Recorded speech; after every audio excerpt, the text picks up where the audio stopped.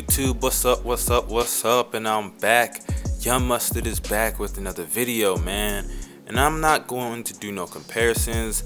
I'm not even going to say anyone's overrated in this video. Today we're going to talk some positivity, and that positivity is going to be aimed towards one of the most underrated players in NBA history, arguably the most underrated player in NBA history, and that is Chris Webber. Now, if you like this video, hit that thumbs up. Also, comment down below your opinions. Follow me on Twitter, follow me on Instagram, and add me on Snapchat. So without further ado, let's get on with this video. Chris Webber is a power forward / center. He can play both positions, and he was undersized if he played the center position, but that's a topic for another discussion. Throughout his career, he averaged 21 points, 1 steal, 1 block, 4 assists, 10 rebounds on 48% shooting from the field. And then his career highlights and awards is that he's a 5-time All-Star, 1-time All-NBA First Team in 2001, 3-time All-NBA Second Team in 1999, 2002, and in 2003, and a All-NBA Third Team in the year of 2000. And he was the Rookie of the Year in 1994, and he's also the rebounding leader of the year of 1999, and his number was retired by the Sacramento Kings. So one would think that Chris Webber, with those kind of accolades, would at least be a Hall of Famer, right? Well, you're wrong. He has not been inducted in the Hall of Fame yet, and he's been eligible since 2014. So let's just look at how great Chris Webber actually was, and why I truly believe he may be the most underrated player in NBA history. In Chris Webber's rookie year, he averaged 17.5 points a game, 2.2 blocks, 1.2 steals, 3.6 assists, 9 rebounds, and shot 55% from the field. Now, those stats are really incredible considering that that's a rookie in the NBA. Some starters throughout their whole careers wish for a stat line like that. Now, when we compare his rookie season to other legends at his position, it's really hard to believe that this guy is underrated. Let's just start off with Dirk Nowitzki, right? Dirk Nowitzki in his rookie year averaged 8.2 points a game, less than a block, less than a steal, 1 assist, 3.1 rebounds, 77% from the free throw line, 21% from 3, and 40% from the field. Now, I'm not taking nothing away from Dirk, because even in that season, he only played 47 games, and he only started in 24 of those games. But when we look at his sophomore year, he averaged 17.5 points, less than a block, less than a steal, 2.5 assists, 6.5 rebounds, 83% from the free throw line, 38% from 3, and 46% from the field. Now, like I said, there's nothing to take away from Dirk that season and his rookie season, but those numbers are comparable to that of Chris Webber's rookie year, and he won the Rookie of the Year. So it's safe to say that Chris Webber's rookie year was one of the best rookie years that we've seen from any power forward. I'm not saying that it's among the greatest, but it's one of the best. And then also when you compare it to the likes of someone like Kevin Garnett in his rookie year averaged 10.4 points, he averaged 1.6 blocks, 1 steal, 2 assists, 6 rebounds, shot 71% from the free throw line, and 49% from the field. Now, like I said, those are not bad numbers, but let's look at his sophomore year, because I know some people are going to say that he came out of high school. Well, in his sophomore year, he averaged 17 points, 1 steal, 2 blocks, 3 assists, 8 rebounds, 75% from the free throw line, and his field goal percentage was 49%. Now, like I said, it's not bad. I'm not taking nothing away from Kevin Garnett, but no one can tell me that Chris Webber's rookie year isn't one of the greatest rookie years that we've seen in the past 30 to 45 years, simply due to the fact that it's better than other legends like Dirk and Kevin Garnett. I mean, this was a great rookie of the year, and he well deserved that rookie of the year that season. Now, another thing that we're going to talk about is Chris Webber's passing ability, because people need to understand, by some measures, Chris Webber is among the greatest passing big men in the history of this sport of basketball. He averaged 4.2 assists per game in his 15-year career, and he assisted on 20.2% of his team's baskets while on the court. That's an outrageous number for a power forward. Of all the players listed at 6'9" or taller, only 3 assisted on a larger percentage of hoops: Larry Bird, Tony Kukoc, and Alvin Adams. So it's clear that Chris Webber is one of the greatest passing big men in NBA history, and honestly, I'm going to round some numbers up here. In Chris Webber's years from his rookie year, yeah, it even started from his rookie year to the season of 2005, Chris Webber was one of the best passing bigs that the league has ever seen. And when you get the total averages of those seasons combined, Chris Webber averaged about 5 assists a game. And the turnovers weren't bad as well, as yes, they were pretty high for a big man, as he averaged 3 turnovers a game, but he averaged 5 assists. So the turnover to assist ratio was actually pretty solid. That's better than some point guards in the NBA, Russell Westbrook, but we're not going to delve into that. And then when we look at the playoffs, Chris Webber was a phenomenal passer even in the playoffs, as in his first playoff series, Chris Webber averaged 9 assists to 3 turnovers. That's 3 assists to 1 turnover ratio. So it's pretty safe to say that in the playoffs, he was a phenomenal passer as well. Now, I'm not going to lie, in his second year in the playoffs, he averaged 5 turnovers to 3.3 assists. Then the year after that, it was 4 assists to 4 turnovers. But he bounced back immediately the year after the 4 assists to 4 turnover ratio, and he averaged 5.4 assists to 1.6 turnovers. So it's safe to say that Chris Webber was one of the best passing bigs in the NBA. He showed up in the regular season when it came to passing, and he showed up in the postseason when it came to passing. Chris Webber's passing ability should be mentioned among players such as Tim Duncan and Kevin Garnett, because he was among one of the best passing bigs, and he deserves his props. Next, we are going to analyze his season numbers and his playoff numbers. Now, let's look at his sophomore season, as we already looked at his rookie year.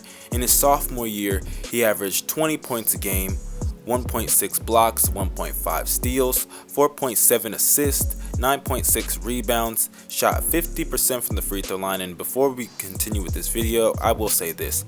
Chris Webber from the free throw line, primarily from his first to his 6th year, wasn't the greatest free throw shooter, I will admit it. So let's just get that out the way before we continue with this video. And he also shot 50% from the field.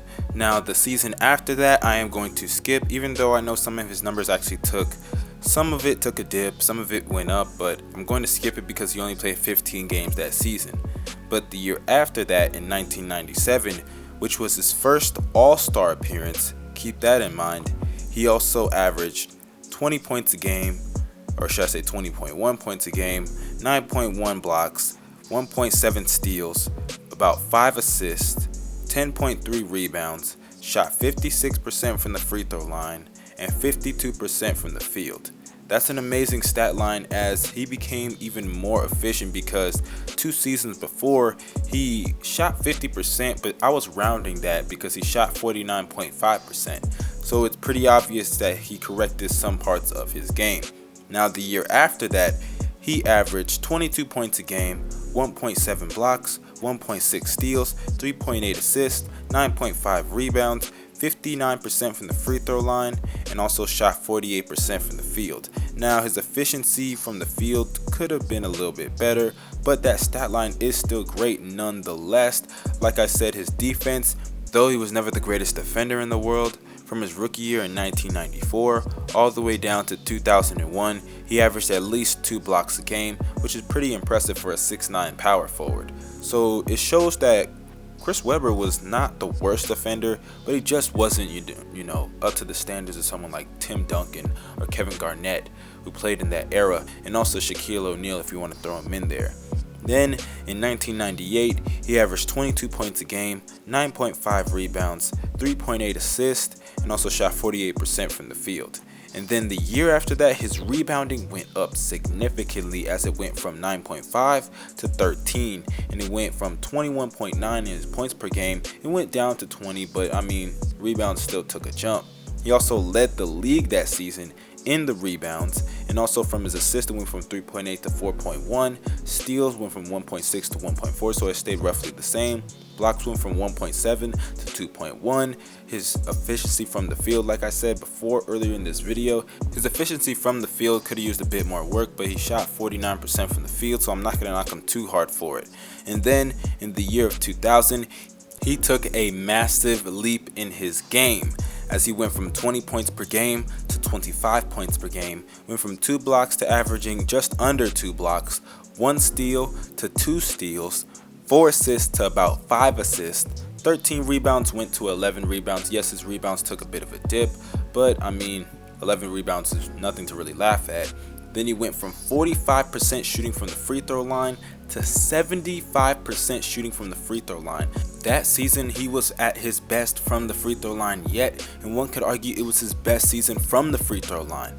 And then his field goal percentage stayed roughly the same. So you can see that he improved dramatically. His points went up, his rebounding took a dip, but it was still nothing to laugh at. Assists went from 4 to 5. And honestly, I know in 1996 he averaged 5 assists a game, but like I said before, that was the year that he only played 15 games. So you could argue that this was his best passing year yet. I mean, the guy on all cylinders increased dramatically, and the year before, he actually played more minutes. So I have to give him his props. In 2000, Chris Webber was phenomenal that year. And if you thought things couldn't get better, Chris Webber had a career year this season after that. He averaged 27 points per game, 1.7 blocks, 1.3 steals, 4.2 assists, 70% from the free throw line, and 48% from the field. And guys, the 2 years after that, I'm not going to even address this simply due to the fact that I don't want to bore you with amazing stats, because at the end of the day, I mean, Chris Webber put up numbers that were phenomenal. And speaking of stats, let's get into something else a part of Chris Webber. Chris Webber from the year of 2000 to 2002, when he entered his prime, before Garnett and Nowitzki hit theirs, Chris Webber had a real and legit valid claim that you could back up with evidence to be the best power forward alive. Chris Webber in those years had a player efficiency rating that reached into the 23 to 25 range, and that's almost mandatory for any big man who even wants to be considered in the Hall of Fame. And he also joined an elite category, as here's the total list of players who have piled at least 17,000 points, 8,000 rebounds, while averaging at least 4 assists per game with the career PER above 20. Wilt Chamberlain, Elgin Baylor, Larry Bird, and Chris Webber. That is a great list right there. And also, let's look at something else. Out of 32 players that have had at least 30,000 NBA minutes and kept their career PRs at about 20.5, 22 of them are in the Hall of Fame, and at least 8 of them are locks. Now let's look at Allen Iverson and T-Mac. Both of them have been inducted recently, and those two are a part of that list. Now Chris Webber, he's also a part of that list. So it shows you that Chris Webber was able to put up amazing stat lines. He was able to be productive, have high PERs. He showed up in the advanced stats, showed up in the normal stats, the basic stats. So his numbers should validate that he is one of the best power forwards that we've seen in the last 30 years. So Chris Webber, let's give him his props when it came to the numbers, because he had the numbers to back it up. Now, I know a lot of people were probably waiting for me to address the Los Angeles series that Chris Webber had. Now, your time has come, because I'm finally going to address the series that Chris Webber had against the Los Angeles Lakers, where he actually balled pretty well. I mean, he balled better than a lot of people say that he did. In that series, Chris Webber against the Los Angeles Lakers, as a power forward, don't forget sometimes he was guarded by Shaq once in a while, but against that Lakers team in 2002, he averaged 24 points, he averaged 3 turnovers in comparison to his 6 assists, 11 rebounds, 1 block, 1 steal, shot 47% from the free throw line. Like I said, his free throw percentage could have used a bit more work through his career, but his field goal percentage was actually higher than a lot of the seasons that he had a 49% field goal percentage or a 48% field goal percentage, because he shot 51% from the field. And that was a 7-game series. And for the sake of the Laker fans, we're not even going to talk about the fact that the series possibly could have been rigged, because I do think there's one thing that people do forget to mention about that series, and that's that Peja Stojakovic was hurt. He only played 3 games throughout that possible 7-game series that he could have played. I mean, come on guys, that's a big factor. The guy was a great shooter. Now, when it came to Chris Webber's stats in the closeout game of Game 6 and the elimination game of Game 7, Chris Webber was phenomenal. It's crazy to think that a 6'9" power forward play against people like Shaq in the post could average nearly a triple-double and close out and elimination games. Yes, you heard me correctly. In those 2 games, he averaged nearly a triple-double as he had 23 points a game, 9.5 assists, 10.5 rebounds, and to those 9.5 assists, he only averaged 2.5 turnovers. I mean, come on guys, it's pretty safe to say that Chris Webber balled. And had the Lakers not had help from the referees and Stojakovic's injury, the Kings would have went to the finals that year for sure. And who knows if it even would have went to 7 games, and who also knows if the Kings wouldn't have not won the championship, because I truly think they would have won the championship that year. I mean, come on guys, we gotta show Chris Webber the love, because in the playoffs he showed up, at least in that series. Now don't get me wrong, there were other times that Chris Webber may have shrunk under the pressure, I understand that, but at the end of the day, Chris Webber showed up in this series. He did his thing. He passed extremely well. He limited the turnovers as much as possible, and he did it against one of the most dominant big men in NBA history in Shaquille O'Neal. So we gotta show him his props, we gotta show him his love, because Chris Webber, not only did he have the numbers, not only was he a great passer, not only could he play defense from time to time, not the greatest defender, we all know that, but he could play it from time to time, and not only did he ball against Shaq, but this guy, he is so underrated and underappreciated that when you talk about the big man in the 2000s, no one ever likes to bring up Chris Webber, because honestly, I truly do believe that with everything that I just told you, Chris Webber may be the most underrated player in NBA history. And since 2014, when he's been eligible for the Hall of Fame, or should I say when he became eligible for the Hall of Fame, no one's really been bringing up his name, and that's something that I truly and personally do believe that we need to be doing. We need to start a campaign, bro. Hashtag CWeb for Hall of Fame, because he needs to get in there, and if he don't get in there, me and the NBA, and you best believe, me and the 2002 Lakers, we finna have some problems. And guys, this man better get in that Hall of Fame, because I ain't playing. It's ridiculous. It's obvious what's being done out here. It's on a nightly basis. I hope the world can see now what's really going on out here, because it's getting ridiculous. It's really ridiculous. Alright, so this is your boy Young Mustard signing out. Y'all comment down below. Give me your opinions. I want to know what you think about C-Web's career. Do you think he should be in the Hall of Fame or not? I will probably put a poll up on the screen.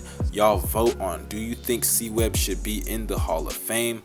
Also, you guys, follow me on Twitter, follow me on Instagram, and add me on Snapchat. Especially follow me on Twitter, because over the next week or so, I will be planning on going to college. So the content that I put out over the next week or so, I want it to be content that you guys like. So DM me, at me, do whatever you gotta do. Also, you can message me on Snapchat. I don't suggest that you message me on Instagram. I don't suggest that you do that, because I'm not gonna lie, I don't use Instagram that much. I don't even like the app that much, if I'm being real.